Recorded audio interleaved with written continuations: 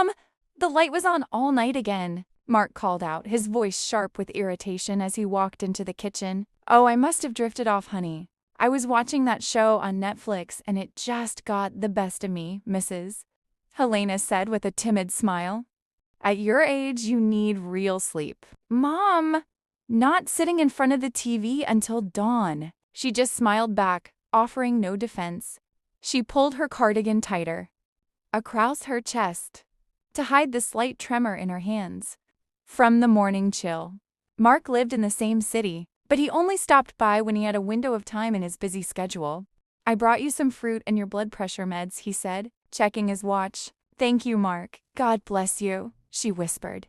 She reached out to touch his face, but he instinctively stepped back, already reaching for his keys.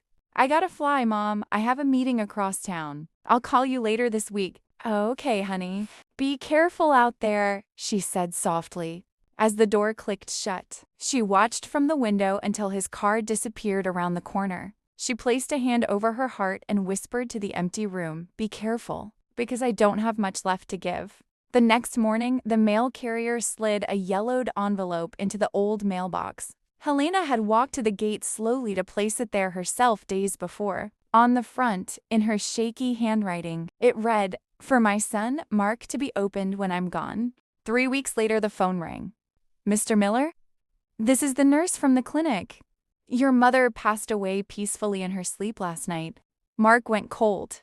He simply closed his eyes and let the silence sink in. When he arrived at her house, the air smelled of lavender and stillness. A coffee mug sat on the table with a faint smudge of lipstick on the rim, and there, sitting on the counter, was the letter. My dearest Mark, it began.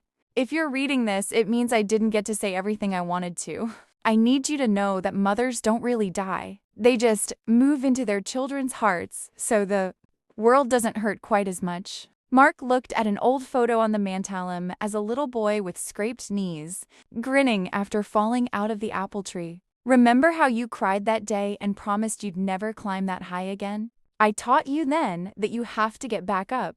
I want you to be able to get back up, not with your legs, but with your soul. Don't beat yourself up, Mark. I knew you had a life to live. Mothers can survive on the crumbs of their children's attention. Every phone call, even the short ones, was a holiday to me. I don't want you to suffer. I just want you to remember I was always so proud of you. At the bottom, there was one more line. When you feel a chill, put your hand over your heart. That warmth you feel? That's me, still in there. Mark sank to his knees, clutching the paper to his chest. Mun, why didn't I come over more?